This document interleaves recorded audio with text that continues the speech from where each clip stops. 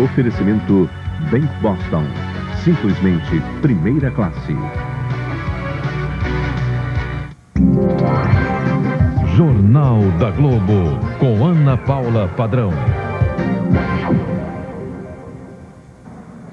Boa noite. Uma quinta-feira que vai entrar para a história do Senado Federal. O dia em que o ex-presidente da Casa teve que dar explicações à Comissão de Ética. Uma quinta-feira que vai entrar para a história do Brasil. O dia em que o poderoso senador Antônio Carlos Magalhães foi exposto publicamente numa mentira.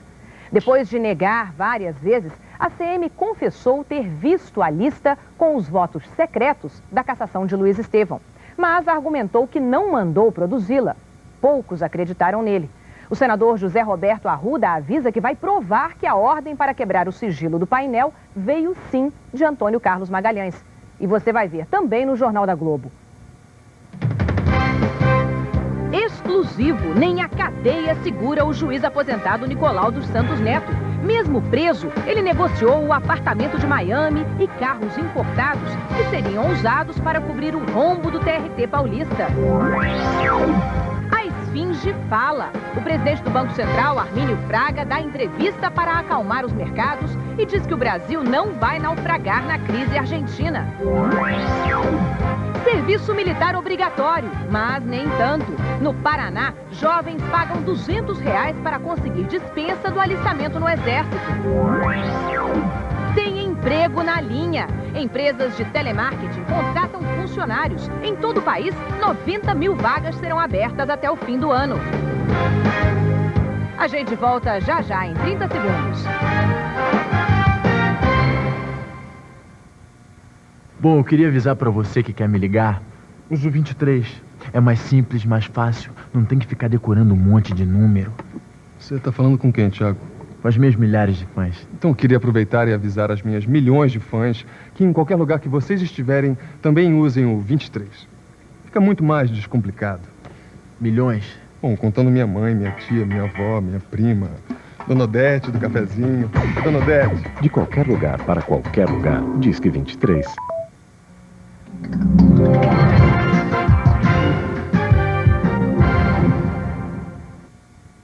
Exclusivo, mais uma do juiz aposentado Nicolau dos Santos Neto. A Procuradoria da República descobriu que, mesmo preso, ele continua agindo para defender os bens comprados com parte do dinheiro desviado do TRT de São Paulo. O repórter César Tralli mostra que, diante da ameaça de ter o apartamento de Miami confiscado, Nicolau usou uma rede de amigos para confundir a justiça americana. A magnífica vista do 32º andar é uma das conquistas de que o juiz Nicolau não abre mão. E mesmo preso em São Paulo, não para de fazer manobras de papel na tentativa de manter a propriedade. A história das vendas simuladas começou em fevereiro de 94, quando o juiz abriu a empresa Hillside Trading Limited, com sede nas Bahamas. Segundo a Procuradoria da República, a empresa fez uma única operação: a compra do apartamento em Miami, com dinheiro da conta que o juiz movimentava na Suíça. 2 anos depois, a empresa Hillside foi transferida para os Estados Unidos, com o nome de Biarritz Properties Corporation, que passou a ser a nova dona do imóvel.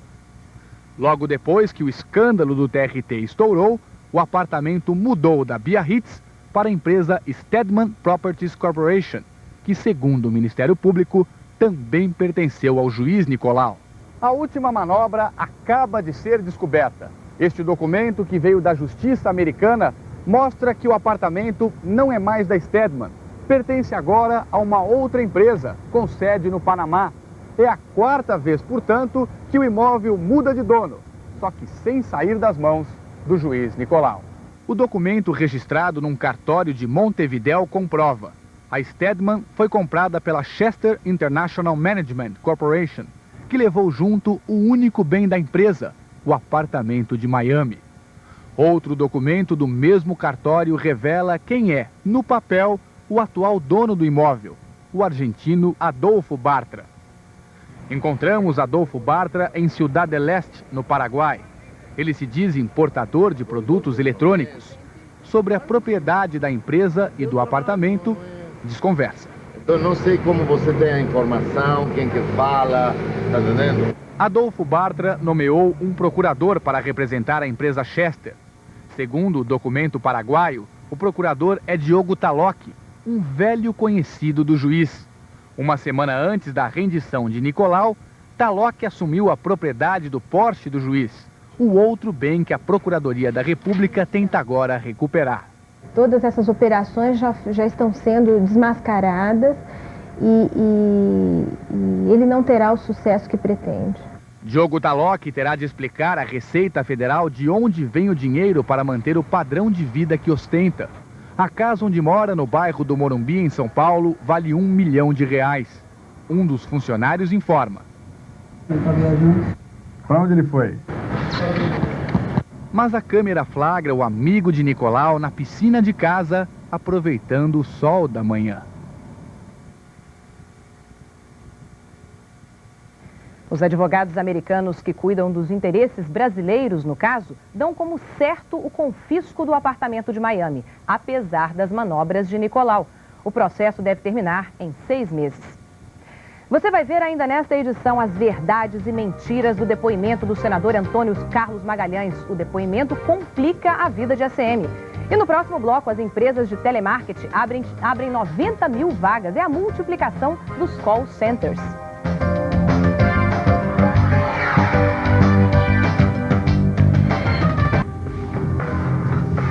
Céu Azul.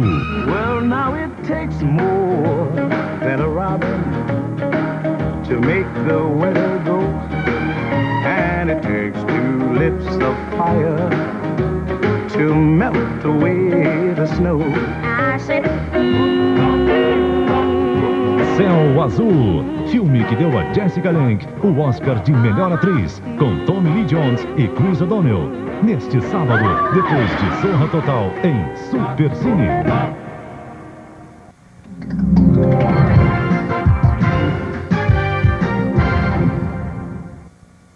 A economia mundial vai crescer menos que o esperado em 2001, 3,2%. A previsão é do Fundo Monetário Internacional e reflete principalmente o súbito desaquecimento da economia americana. Em seu relatório semestral, o FMI projeta para o Brasil um índice de inflação acima do previsto pelo Banco Central e manifesta preocupação com a crise de confiança argentina, como mostra de Washington o repórter Jorge Pontual. O relatório do FMI elogia a resposta rápida do Banco Central brasileiro, que elevou a taxa de juros quando a crise argentina fez o real cair para conter a inflação. Mas a projeção do FMI para a inflação brasileira em 2001 é de 5,5%, acima da previsão do Banco Central, que ficaria abaixo de 5%. O diretor do FMI, Murilo Portugal, que representa o Brasil na instituição, explicou a diferença de números. Esse número se refere à média da inflação no ano e o número do Banco Central é a inflação acumulada até o mês de dezembro, quanto o mês de dezembro do ano passado. Se você olhar, por exemplo, o mesmo número para o relatório do ano passado, no relatório do fundo, o número era 7%. E a inflação no Brasil foi 5,9%. Segundo as projeções do FMI, o Brasil é um dos poucos países em boa situação em 2001. A economia brasileira deverá crescer 4,5%, apesar da desaceleração nos Estados Unidos. O governo argentino ainda não anunciou o que vai fazer para recuperar a confiança do mercado financeiro. E o FMI deixou claro, a Argentina precisa reagir imediatamente. O diretor de pesquisa do FMI, Michael Mussa, afirmou que a economia argentina só voltará a crescer se o governo de la Rúa enfrentar esse desafio de maneira clara, com novas medidas que surtam efeito. O presidente do Banco Central, Armínio Fraga, comentou a inflação hoje em Brasília. As sondagens que o Banco Central faz diariamente no mercado apontam um pequeno aumento da inflação para este ano, o que, segundo ele, é irrelevante. Para o mercado, o que contou mesmo hoje foi o anúncio de que a Argentina pretende rolar sua dívida pública. A Bolsa registrou forte alta e a cotação do dólar recuou. Essa tem sido a principal causa para a instabilidade das últimas semanas, como mostra a repórter Carla Modena. O recado foi claro, o compromisso é com a meta de inflação e não com a cotação do dólar. A variação da taxa de câmbio só é relevante se houver impacto sobre o índice de inflação, diz a ata da última reunião do Comitê de Política Monetária, divulgada hoje. Foi um banho de água fria para quem esperava que o Banco Central pudesse injetar dólares no mercado e alimentar a especulação.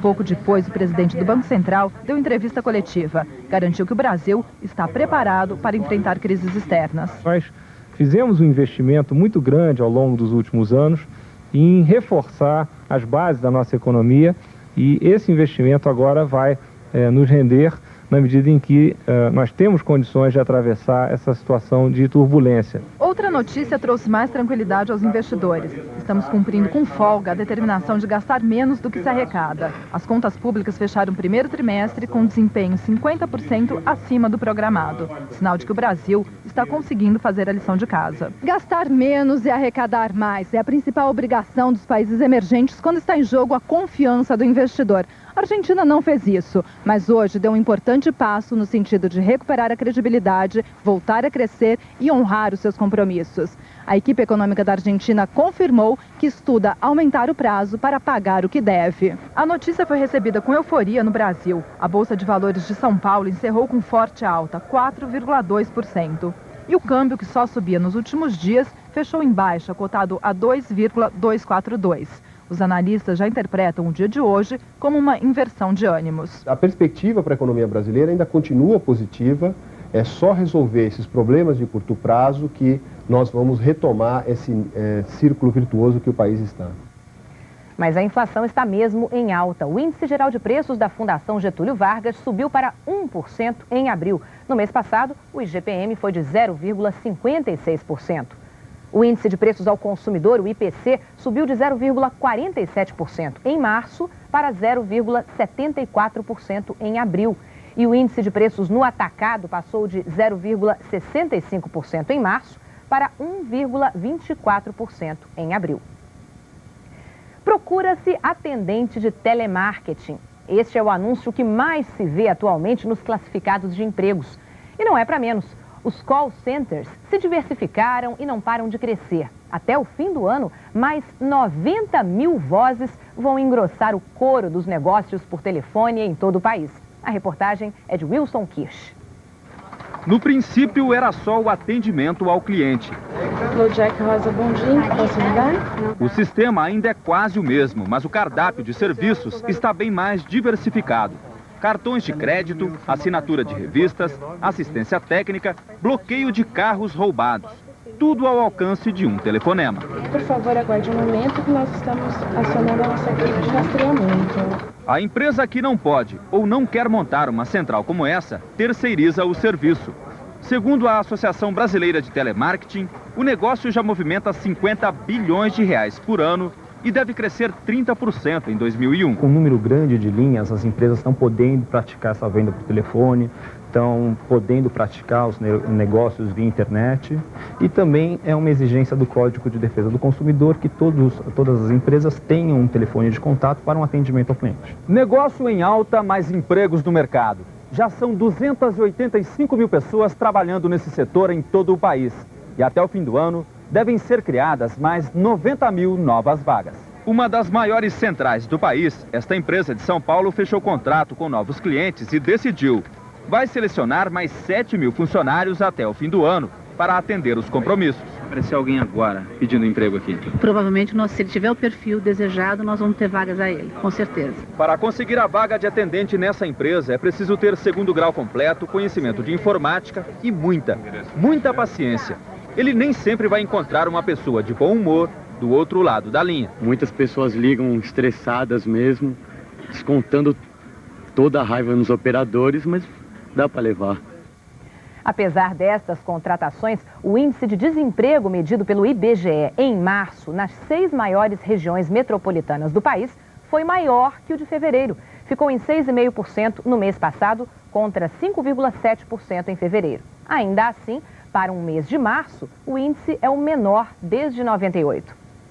E veja em instantes uma guerra de números. A oposição diz que já tem mais assinatura do que precisa para abrir a CPI da corrupção. O governo duvida. Antônio Carlos Magalhães depõe e se complica. O senador confessa que mentiu, tenta se justificar, mas não convence.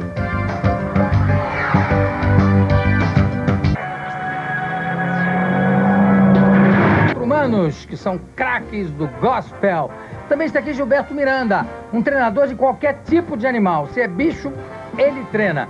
E uma entrevista surpresa que eu consegui com o ator Peter Fonda, aquele do Easy Rider, do Sem Destino, de moto. Estão lembrados? Hein? Daqui a pouquinho. Oferecimento novo Renault Scenic. Mude sua vida de direção.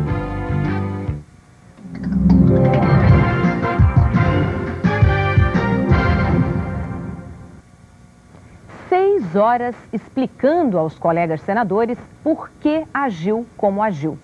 E depois de negar várias vezes ter tido acesso à lista, o senador Antônio Carlos Magalhães admitiu. Recebeu, leu a listagem e depois telefonou para a ex-diretora do Prodazem, Regina Borges. Foi o suficiente. Boa parte dos senadores está convencida de que o ex-presidente do Senado teve participação no escândalo da violação do painel eletrônico. Délis Ortiz mostra que, mesmo aparentando tranquilidade, ele se complicou ainda mais hoje. No Congresso, agenda única. Antônio Carlos Magalhães. Ele foi pontual. Enfrentou um corredor de olhares até chegar ao Conselho de Ética do Senado, sob a mira da imprensa do país inteiro, diante de amigos, inimigos e juízes. Começou lendo e desmentindo as próprias declarações anteriores. A lista de votos que dizia desconhecer, recebeu sim. No dia seguinte da votação, recebi a visita do senador José Roberto Arruda. Trazia um envelope sem timbre, oficial ou identificação de procedência. Disse-me, olha aqui uma surpresa. Ele abriu o envelope e me entregou uma lista. Eu não quis ficar com ela, achei por bem destruir imediatamente depois de lê-la. O telefonema para a ex-diretora do Prodazem, que ele dizia não ter feito, fez. O senador Arruda pediu. Não agradeci, só tranquilizei Regina Borges, emendou. A senhora tem serviços prestados ao Senado. Não fique nervosa, porque a senhora não deve ter culpa. Mas ele também se julga sem culpa. Não entendo que tenha quebrado o decoro na medida em que não participei sequer de qualquer pedido para violar ou em qualquer ordem direta ou indireta para que isso acontecesse. Antes da interrogação, a indignação de quem virou vítima da história. Antônio Carlos Magalhães teria dito que a senadora petista votou contra a cassação do mandato de Luiz Estevão. Eu não posso ficar refém da sua memória. Eu não aceito. A minha história não merece que eu fique refém da sua memória. No fundo do plenário, Marina Silva chorou. O ex-presidente do Senado não teve a mesma solidariedade. Vossa Excelência não verdadeirou o senador Arruda indignado por ter feito aquela irresponsabilidade. Achei pior para o Senado fazer qualquer acusação e, mais do que isso, provocar dúvidas sobre a lisura de uma votação correta que cassou o mandato de um senador. Foi rebatido com o Código Penal. Vossa Excelência não prevaricou? É justo o presidente do Senado? Não, eu não prevariquei, nunca prevariquei na minha vida e não vou permitir que Vossa Excelência ache que eu sou um prevaricador. Advogados de última hora tentam socorrer o senador. Ante o risco de provocar uma crise institucional e adotar uma ética da responsabilidade, o caminho da ética da responsabilidade se impunha na avaliação do senador Antônio Carlos Magalhães. Os risos, a pose de controle da situação e as respostas não convenciam. Não me sinto convencida, senador Antônio Carlos, e tenho certeza que a sociedade brasileira também não está. As declarações não combinavam com o temperamento famoso. O senador Pedro Simon encenou a reação esperada de um homem como a ACM. Arruda, tu tá doido? Tu tá doido, Arruda? O que é isso aqui? Não, é a lista que eu mandei tirar. Mas como que você mandou tirar essa lista? Não, eu fui lá na dona Regina e mandei tirar a lista, está aqui o resultado. Quis ser irônico, reclamou do colega nervoso. Fique mais calmo. Vossa Excelência está com o Antoninho Tranquilidade hoje. Isso, vai lá. O senador recebeu um apelo. Depois de negar, poderia dizer a verdade como São Pedro. Eu sou Antônio, não sou Pedro. Antônio Carlos Magalhães terminou o depoimento de 6 horas na pose de quem pensa que vai ser absolvido. Mas até o PFL, o partido do senador, achou que ele foi mal, como se tivesse dado mais um passo rumo à cassação. E ele ainda complicou a situação do senador José Roberto Arruda, que depõe nesta sexta-feira. Diante do choque entre as versões dos envolvidos na violação do painel, a saída é a acariação. O senador José Roberto Arruda acompanhou o depoimento do senador Antônio Carlos Magalhães na casa de um amigo e ao lado de 2 advogados. A ex-diretora do Prodazem, Regina Célia Pérez Borges, saiu logo cedo de casa e não falou mais com os jornalistas. Agora, Franklin Martins, você ontem dizia aqui que só um milagre poderia salvar hoje a ACM no depoimento dele. O milagre parece que não veio e parece que ele não convenceu ninguém, né? Aparentemente não convenceu, Ana Paula. Ele mostrou um autocontrole muito grande, manteve o mesmo discurso do começo até o fim do depoimento e adotou a tática que lhe pareceu mais conveniente, empurrou toda a responsabilidade para cima do senador José Roberto Arruda. Mas, apesar disso, não conseguiu sair da marca do pênalti.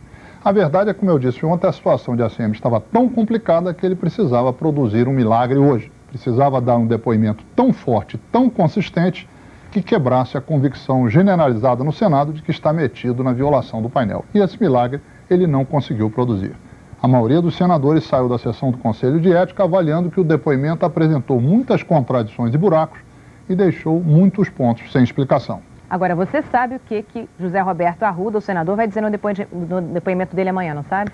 Ele vai dar o troco em ACM. Eu conversei agora à noite com Arruda, que ficou muito irritado com a atitude de Antônio Carlos, tirando o corpo fora e querendo crucificá-lo. O ex-líder do governo vai confirmar no depoimento de amanhã tudo o que disse no plenário do Senado na segunda-feira, só que com mais detalhes, reproduzindo mais diálogos, recordando cada capítulo da novela. Arruda aposta que vai desmontar a história contada para a ACM hoje. E, para botar tudo em pratos limpos, acha inevitável uma cariação entre ele, a ACM e a ex-diretora do Prodazem, Regina Borges. Vem aí emoção em dose tripla. Ana Paula. Ferir o decoro. É faltar com a dignidade, com a honradez, com a nobreza, com o brio. Podem até ser critérios subjetivos, mas na história recente do Congresso, mentir, fraudar documentos, fazer ameaças de morte e até tirar a roupa em público foram motivos para que deputados e um senador perdessem seus mandatos. É o que você vai ver agora na reportagem de Poliana Abrita. A pose de cueca para uma revista em 1949 foi um escândalo e custou o mandato do deputado Barreto Pinto. O motivo? Quebra de decoro parlamentar. Ele foi o primeiro. Depois, outros 13 deputados seguiram o mesmo caminho. Entre eles, 6 anões do orçamento, Sérgio Naia e Ideobrando Pascoal. Está previsto nos regimentos internos da Câmara e do Senado. Quebrar o decoro significa abusar da condição de parlamentar, tirar vantagens indevidas ou cometer irregularidades graves no desempenho do mandato. Cada caso é um caso. A avaliação fica por conta do próprio Congresso. O julgamento é técnico, mas também político. Cada caso tem que ser analisado a partir do ato. São atos diferentes, mas quebra de decoro, mentira, é igual em qualquer canto. As penas para quebra de decoro variam de censura a cassação, com perda dos direitos políticos por 8 anos a partir do fim do mandato. No Senado, 3 processos de quebra de decoro chegaram ao plenário, mas apenas um senador perdeu o mandato. Luiz Estevão, em junho do ano passado. A violação do painel eletrônico do Senado na votação que cassou o mandato de Luiz Estevão acabou pondo em risco também os mandatos dos senadores José Roberto Arruda e Antônio Carlos Magalhães, acusados de envolvimento na fraude. O caso criou um grande constrangimento aqui no Senado, que agora passa por mais um momento de desgaste junto à opinião pública. Verdades e mentiras estão sendo julgadas.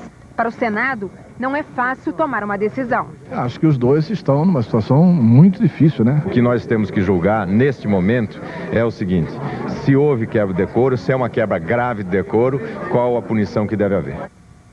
A verdade está na mentira ou a mentira está na verdade? Quando a dona Regina mentiu na primeira vez, ela estava mostrando a verdade de seu medo. Depois, quando o senador Arruda mentiu, ele mostrou também a verdade da sua esperteza política, capaz de mentir com verdade. Quando depois ele confessou em lágrimas a sua verdade, ele disse que dona Regina, sem ordens, por gentileza, saiu correndo e lhe trouxe a lista graciosamente. Será verdade? A CM mentiu no depoimento inicial. Hoje disse que mentiu por amor. Amor ao Senado e para proteger a pobre dona Regina. Qual a verdade? Tuninho malvadeza ou Tuninho bonzinho? A verdade é que se não houvesse um laudo técnico provando a violação do painel, as mentiras seriam as verdades. As verdades vieram pelo medo e pela metade, pois reparem que cada um empurra a culpa para o inferior. A CM ferra a Arruda que ferra a dona Regina. A verdade é que o Brasil está parado no meio de uma crise mundial e o Congresso nesta palhaçada. A verdade é que nessa guerra de vaidades e sabotagens, esses políticos querem que o Brasil se dane para ver triunfar suas mentirosas verdades. E a oposição recebeu hoje 6 novas adesões ao requerimento que pede uma CPI mista para investigar as suspeitas de irregularidades no governo. Uma delas veio de um governista do PFL, o ex-governador do Rio Grande do Norte, Lavoisier Maia. A oposição já fala que tem mais de 171 assinaturas, número necessário para a abertura da CPI na Câmara, além das 27 no Senado. Mesmo assim, o PT decidiu adiar o envio do requerimento. Enquanto isso, o governo aposta na desistência dos aliados, mas não dá os nomes de quem está decidido a retirar a assinatura do documento. E veja a seguir os gols da rodada. O Grêmio segue em frente na Copa do Brasil e o Vasco ganha de virada no Estadual do Rio. R$200 para não servir ao Exército. Um flagrante de corrupção numa junta de alistamento militar no Paraná.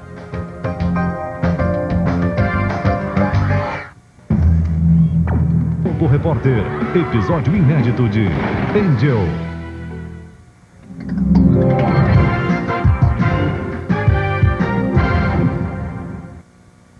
Na segunda-feira, o Jornal da Globo mostrou que está sendo lançada no país uma campanha contra o serviço militar obrigatório. Hoje, você vai ver um outro lado do problema. Em Londrina, no Paraná, escapar do alistamento do Exército custa R$200. A reportagem é de Sandro Dalpícolo. Este jovem queria ser dispensado do serviço militar porque trabalha e para ter mais tempo de estudar para o vestibular. Mas não sabia que na junta onde se alistou em Londrina, ficar fora do serviço obrigatório tem um preço. Ele pegou e falou que pagando R$200 ele liberava eu com documento, sem juramento bandeira, nada.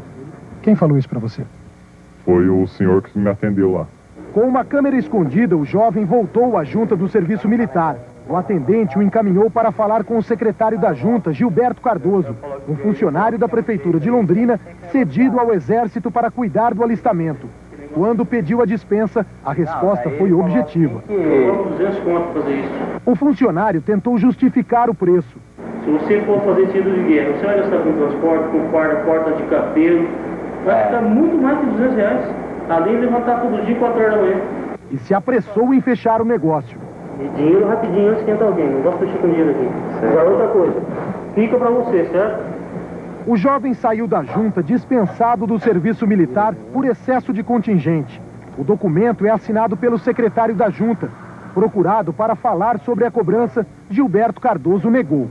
Nunca recebi, com certeza. Dinheiro rapidinho antes de esquentar alguém, não gosto de mexer com dinheiro aqui. Por causa da denúncia, o comando da 5ª Região Militar informou que vai analisar todas as dispensas autorizadas pela Junta de Alistamento de Londrina. E uma sindicância deve investigar se há envolvimento de outros funcionários. E agora o futebol. O Grêmio de Porto Alegre e o Flamengo do Piauí passam para a próxima fase da Copa do Brasil.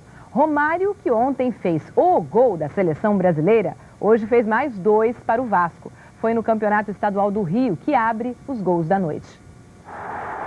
No primeiro tempo, Espíndola é o destaque do jogo, ele marca o primeiro. E também o segundo gol do Bangu, sempre jogando no canto direito do goleiro Elton. Na segunda etapa vem a reação do Vasco. Quem comanda é Romário, que faz 2-1. E depois cobrando o pênalti, 2-2. Viola vira para 3-2 Vasco, que lidera o segundo turno, 1 ponto a mais que o Americano de Campos. Copa do Brasil em Porto Alegre, Eduardo Costa faz Grêmio 1, Santa Cruz 0. Rodrigo Mendes chuta, o goleiro João Carlos deixa a bola passar por entre as pernas. No segundo tempo, mais um do Grêmio. Segundo gol de Rodrigo Mendes, 3-0. Nilson faz de cabeça o único do Santa Cruz, final 3-1. O próximo adversário do Grêmio é o Fluminense.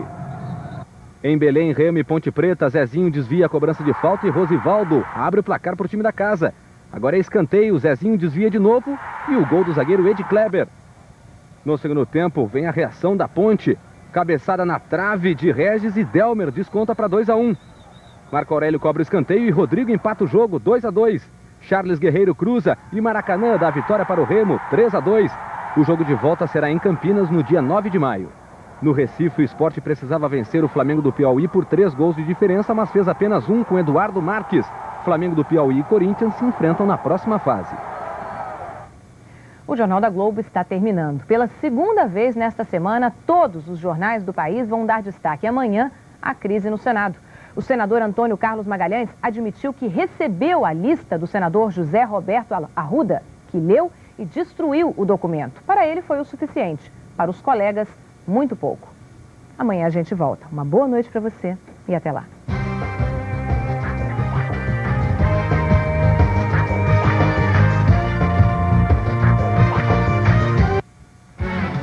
Jornal da Globo. Oferecimento Bank Boston. Simplesmente primeira classe.